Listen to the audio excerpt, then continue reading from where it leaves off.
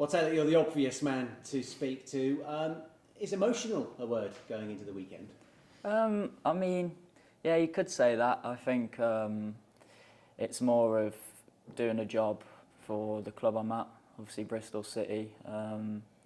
It's where I'm at and it's where I belong. And, you know, ultimately at the end of the day, I'm going there to compete and I'm a competitor and all I want to do is win. Well, a bit of you be glad to get it out of the way on Saturday, just that first return to the Hawthorns, and then it will probably get easier every time you do it again. Yeah, I mean, it'll be good to go back and see some faces, but no, like I said, the main job to go there is to do a job on them and hopefully come out with the win. You were 7 when you joined their academy, so I mean, just talk to me about your relationship with West Brom as a player, I imagine as a supporter as well. Yeah, no, so obviously, like you said, 7, it's been there a long time. I think it was 14 years. So yeah, I do owe a lot to them in terms of that's where my journey started and where I got given the chance to make my professional debut. So no, I'm very grateful and I've learnt so many great things and had so many great memories there. But you know, we have to move on in football and nothing lasts forever. So you've got to make the most of it while you can. The most obvious question to ask you earlier in the season was how pleased are you to join Bristol City? But at the same time, were you sad to leave West Brom? I think I was more so excited by the new opportunity, new chapter. I think it was definitely the right time so early in my career to make the move. And I think, like I said, this season I'd like to think it's paid off quite well. I've just tried to be consistent and learn as many new things as I can. And like I said, the boys, the staff, everyone's made it so easy for me to settle in. So yeah, it's been really good. Will you have friends and family in the crowd on Saturday? And crucially, who will they be supporting? Yeah, no, I'll have friends and family. It'll be the first time in the away end for them. But no, they'll be supporting me, I hope. So yeah, no, it will be a good day. When you score against them on Saturday, will you celebrate? I don't. It's in the moment, isn't it? I've got to score first. That's the first job. So I'll just focus on trying to do that and then see what happens from there. How are you settling in at Bristol City? How do you assess your form at the moment?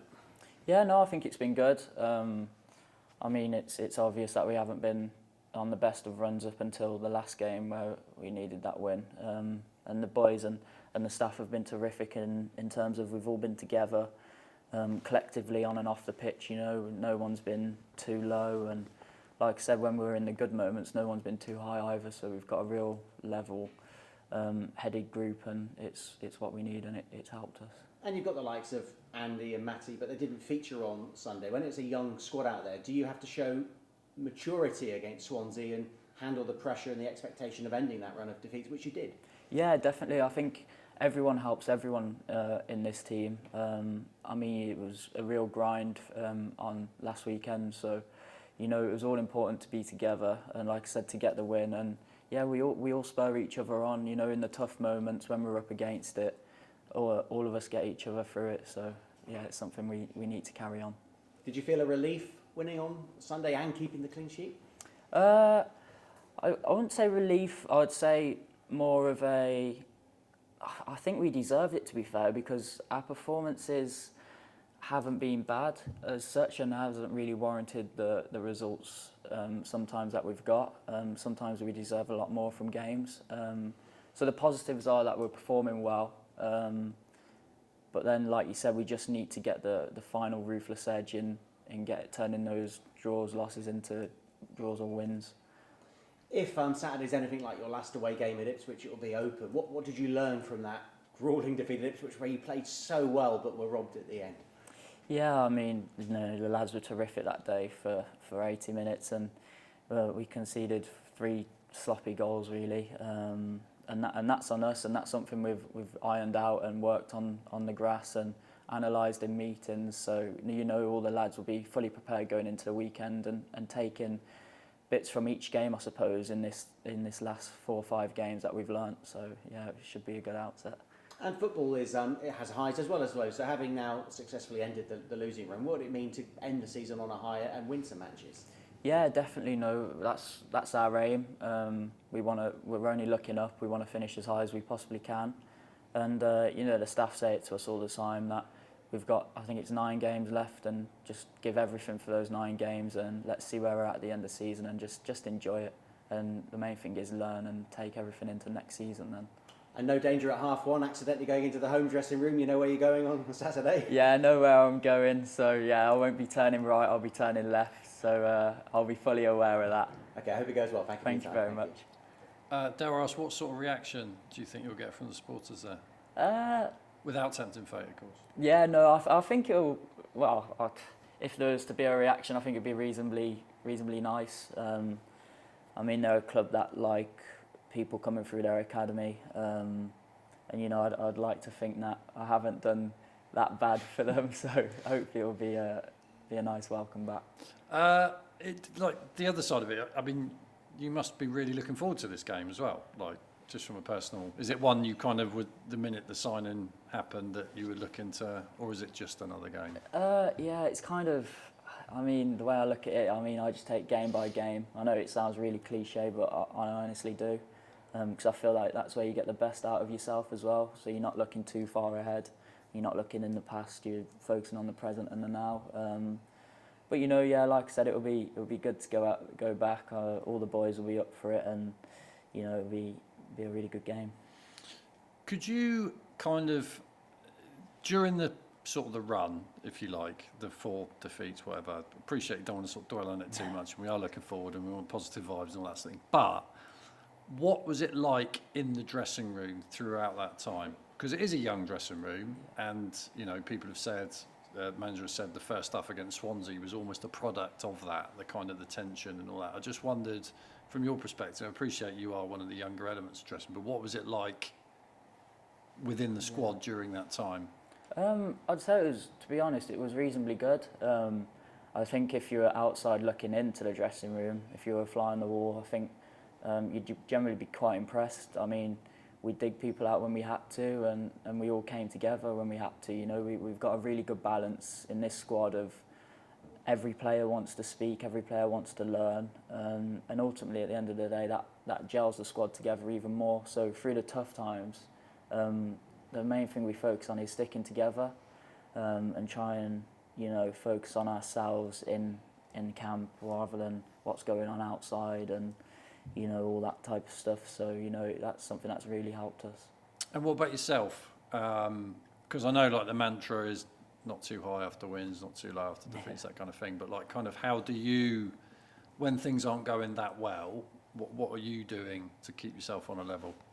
I try and learn as much as I can. So I'll go home, and I'll obviously your immediate reaction is a lot different to the reaction the next day when you have a bit more time to think about it. Because, I mean, after a defeat, I know we don't want to talk about them, but ultimately I find that's where you learn the most sometimes.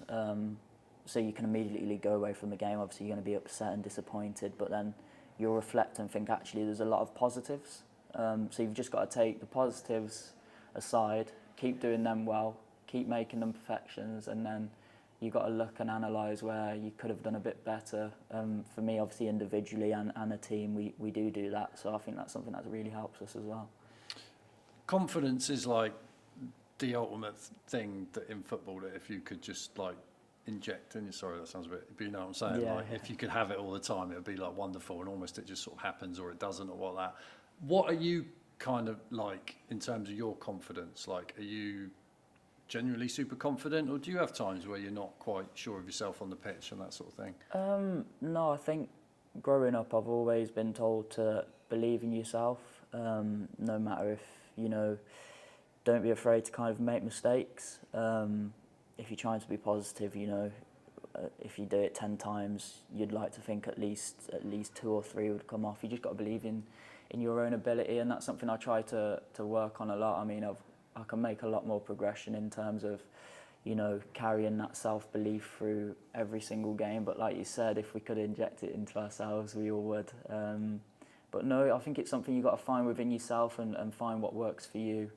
That ultimately gets the best out of your confidence. And, you know, like I said, don't go too confident, and then obviously don't go not confident, because that will just affect your game. So you just got to stay in the right sort of balance. And I guess being a central midfielder, I mean, there's no hiding place really, is there? You just got to crack on. Yeah, definitely. No, you know, centre of the pitch is, you know, we've got to try and, obviously we do both jobs. We've got to attack and try and create chances for the team, and we've got to be there for nitty gritty stuff, landing on second balls and ultimately defending our box. So yeah, so we are important, but we're just as important as every other person on the pitch. And I think that we've got a good balance of that, as in terms of everyone helps each other. So if someone's out of position, everyone knows where to fill in and who's doing what. So I think that's something that's really helped us as well. I have to ask, how was Cheltenham? Yeah, it was a good day. I went with my family. You know, we enjoyed it. So yeah, no, it was a really good day out. And did you choose your outfit yourself? I did, yeah. I chose it myself, yeah. You must have got a bit of stick for the pictures doing the rounds. Yeah, I did. I mean, typical really of it to happen, wasn't it? But no, I've had a lot of stick, to be fair. But you know, it's all good. It's all part of the banter, and I enjoy it, so it's good. Are you kind of a regular attendee, Cheltenham? That's the passion of yours, horse racing, and Yeah. So with Cheltenham, it's quite local to myself. So I've been with my family the last 3 years. So if we get a day off in the week, then we try and make the most of it and go out as a family to the races. So yeah, it's a good day. Nice one. Cheers, Taylor. Thank you very much. Hi Taylor. You mentioned about hopefully scoring on Saturday. Just the one goal for City so far, but it wasn't a bad one, was it? Have you always been able to strike a ball that cleanly from kind of when you were younger? Yeah, definitely. Well, I think so. It's something that I think's one of my strengths. But like you said, only the one goal, and it's something I really want to work on back end of the season, going into next season as well, is mainly getting in the right positions to allow myself to get those chances and hopefully get more goals. But yeah, I've worked on it a lot since a young age. I used to play further forwards coming through an academy, so I think it naturally comes with that as well. So yeah, no, it has. Yeah, and obviously you mentioned about playing further forward. You've kind of played right back at times, central midfield, further forward here. Was that on the wing? You mean when you were a bit younger? Was it you played? Yeah, so I played in number 10 on the wing, and yeah, sometimes as a 9. I was a bit all over the place really. I mean, I even played goalkeeper when I was younger, just to fill in for a game because he was injured. So you know, I think it all helps, especially as you grow up. You kind of don't see it back then, but when you look back, it definitely helps in terms of your knowledge of what each position needs. And for example, I'm playing centre mid, and I know what the left back needs from me, sort of thing, because you've been in that situation yourself. So I think it does all help and bode together. Yeah. Who were your kind of heroes? What players did you kind of look up to when you were growing up through West Brom? I think I've always said Cristiano Ronaldo has been one, just purely based on how hard he works and his mentality. And then David Beckham as well, you know, some of the things he could do with the ball in terms of he could put it on a sixpence for anyone. So yeah, it's something I try and emulate, especially in terms of set pieces as well. I think I've touched on in the past. Yeah. And given Scott Twine's injury since he's come in, the team have kind of lacked a bit of a natural number 10. Obviously Jason's done a really good job playing a bit further forward. But do you kind of feel there's been a bit of an additional responsibility on you to be that kind of, not number 10 because you play a bit further back, but be the one to unlock the door almost?